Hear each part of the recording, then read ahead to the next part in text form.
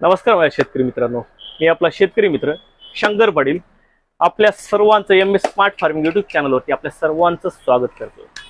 आपण मागे काही दिवसांपूर्वी आपण शिवभाऊ चिवळे जे हवामान तज्ज्ञ आहेत आपल्या मुखेड तालुक्यातले, त्यांची आपण एक छोटीशी मुलाखत घेतली होती। आता अशाच पद्धतीनं मागे सुद्धा त्यांनी 2-3 वेळेस व्हॉट्सअपला मला मेसेज टाकले होते। मी बाहेरगावी असल्यामुळे मी व्हिडिओ करू शकलो नाही, त्याचे स्क्रीनशॉट मी तुम्हाला आपल्या या पूर्ण व्हिडिओवरती टाकत आहे, ते तुम्ही पहा त्यांनी कसं कसं सांगितले होते। आता त्याच पद्धतीनं आज तारीख आहे 3, वार आहे बुधवार, महिना आहे सप्टेंबर 2025। आता यापुढून कशा पद्धतीने हवामान राहणार आपल्या भागामध्ये, आपल्या नांदेड जिल्ह्यामध्ये कम्प्लीटली, त्या पद्धतीने आज आपण शिवाभाऊंना भेटण्यासाठी आलो। नमस्कार शिवाभाऊ।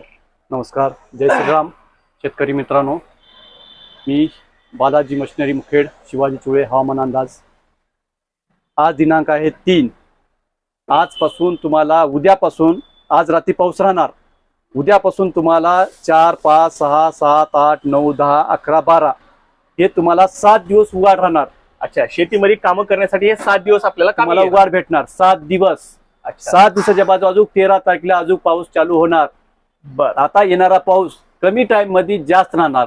असं? हो, कमी टाइम मध्ये जास्त पाणी राहणार। अच्छा, म्हणजे तुम्हाला जसं आता 1 घंटा पडल, अर्धा घंटा पडल, परंतु चांगलं रोट्या पाणी पडल, मोठा पाऊस होईल। म्हणजे चांगल्या पद्धतीने पाऊस पडेल। 13च्या नंतर तुम्हाला चांगला पाऊस राहणार। मग तुम्हाला तिथून एक 5-6 दिवस अजून उघाड राहणार। अजून तुम्हाला एक 22 तारखेच्या नंतर, 23 तारखेनंतर तुम्हाला उघाड देणार।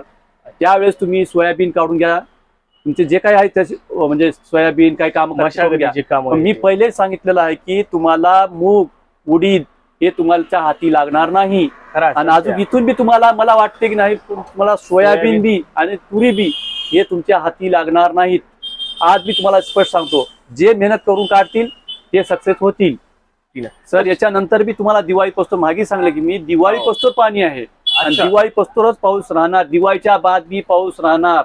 अरे बाप, हा, दिवाळीच्या बाद बी याच्या पहिले बी तुम्हाला सांगलं होतं की मी पीक विमा काढून घ्या, पीक विमा काढून घ्या। मी 1.5 महिन्याखाली सांगलो, 2 महिन्याखाली सांगलो सगळ्या शेतकऱ्याला की पीक विमा काढून घ्या।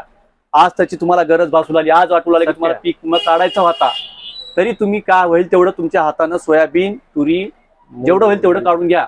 त्याच्यानंतर बी तुम्हाला या पाण्यानं नुकसान होणार। बर, म्हणजे पाणी हे आपल्याला ह्या वर्षी त्रास देणारच आहे, कोणत्याही परिस्थितीमध्ये असू दे। भरपूर पाणी, अजून भरपूर पाणी आहे। आता कमी टाइम मध्ये जास्त पाणी राहणार। आता एवढं पाणी आहे माझ्या हळदीमध्ये, आता मला चलताही नाही गेले, आता सध्या पाणी साचून आहे सर। तुमचे जाऊ द्या, आज हार शेतकऱ्याची परेशानी आहे। एका शेतकऱ्याचं, आमच्या मुखेडच्या एका शेतकऱ्याचं नाही ना, आमचं लाख 2 लाख रुपयाचं नुकसान आहे। आमचे मार्गदर्शक अतुल सावकार देबडवार यांचं आज 25 ते 30 लाख रुपयाचं नुकसान आहे सर। त्या काल परवाच्या ज्या अतिवृष्टी झाली त्या अतिवृष्टीमध्ये अतुल सावकारचे 25 ते 30 लाख रुपयाचं नुकसान आहे। मी स्वतः डोळ्याने बघितलेलं आहे सर। शेतकरी मित्रांनो, काय करा, जे यांनी तारखा सांगत आहे त्या पद्धतीने हवामान अंदाज असा पुढील आता राहणार आहे। त्या पद्धतीनं जशा पद्धतीने तुम्हाला फवारणीचा वेळ भेटेल करून घ्या, गरजेचं आहे। आणि काळजी घ्या, आपला फक्त एकच उद्देश आहे, खर्च कमी, उत्पन्न जास्त। धन्यवाद माझ्या शेतकरी मित्रांनो।